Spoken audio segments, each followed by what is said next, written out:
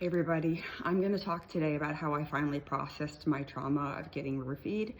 I want to step back and just confirm that everybody has trauma. I've never not met somebody with trauma, and it looks different for different people. You know, experiences that we've gone through that have fundamentally changed us as a person and left a mark. And I had a really hard time, you know, when I was younger, up until a few years ago when I heard this, but I would compare my trauma to others and I could identify when somebody clearly had it worse than I did. And it would make me feel crazy thinking, well, why am I making such a big deal about this? They went through something so much worse. And it was shared with me that I could be in an ER bay and I could be next to somebody who's been in a horrible motor vehicle accident, and I could be there because I had a broken arm. And while I can be empathetic that that person is definitely suffering and they've been through something really bad, my arm doesn't hurt any less. You know, I still carry my pain through the experiences I've gone through. When it comes to how I've processed my trauma, I did that when I was inpatient, again, because before I landed inpatient, I had to be wasted and I was raging or sobbing. And thinking about processing the trauma, I was genuinely terrified. I was scared that if I touched that rage or the grief and sadness of the experience, that I would never come back.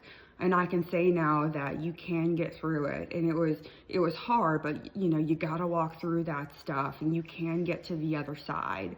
So what was most helpful to me is I did something in there called EMDR, eye movement desensitization and reprocessing.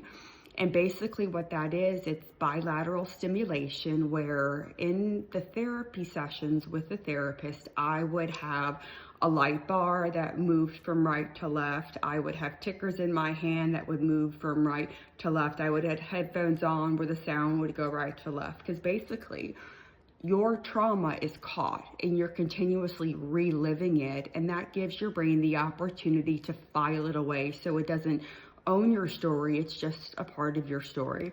Something else that I did that I think was called Bataka, but it was actually very therapeutic for the anger that I had, is there was a very large foam block and it went up to probably my knees, and they gave me something that looked like a tennis racket.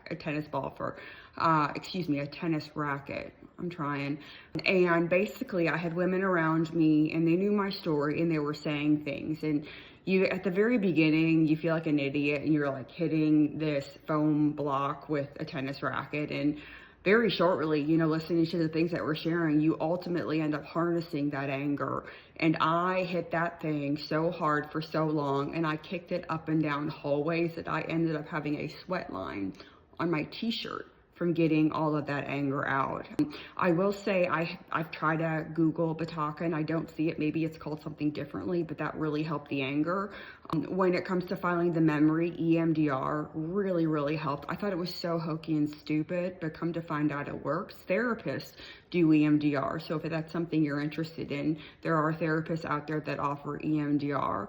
But that's kind of how I got to the other side of this, and I can tell my story, I can share my experience, strength, and hope, because it was a defining moment for me in my alcoholism. But again, you've had stuff happen to you too, and I understand and I get it, and I'm so sorry, these experiences that you've had, and you know, we can move on and get past them and have them be a part of our story, but not own our story. So, thanks.